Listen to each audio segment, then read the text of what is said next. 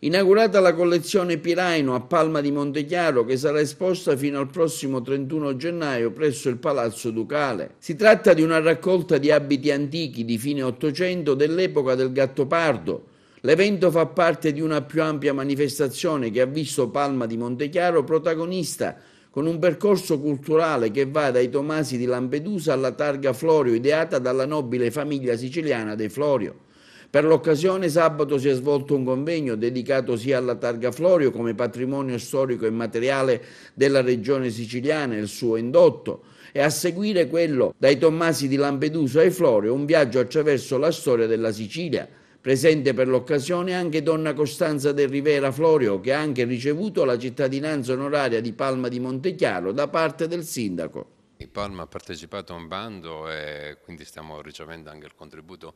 dell'assessorato ai beni culturali che ci ha promossi per questo progetto che vuol far conoscere in una location che è quella del Palazzo Ducale il rapporto anche con i costumi di quell'epoca, quelli del Gattopardo, e quindi da qui al 31 di gennaio, soprattutto i fine settimana, sarà possibile visitare i costumi e respirare un po' l'aria e le atmosfere del Gattopardo del Valzer, del Gattopardo della storia, che stiamo celebrando stasera con l'inaugurazione. Beh, è un'emozione incredibile essere qui con voi stasera e soprattutto è stata un'emozione grandissima diventare cittadina onoraria di questa città stupenda.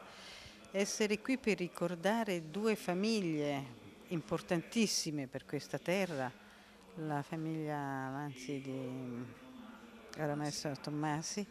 e la famiglia Florio è bello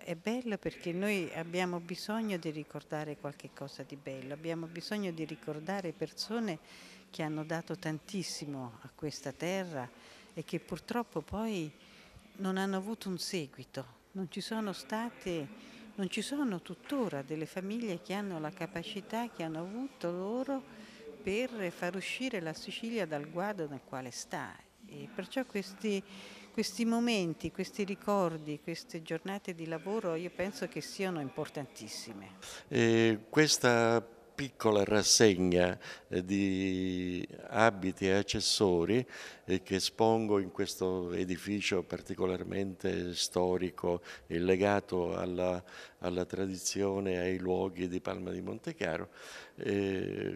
dicevo, è una piccola selezione rispetto al grande corpus che rappresenta la mia collezione privata di circa 6.000 oggetti tra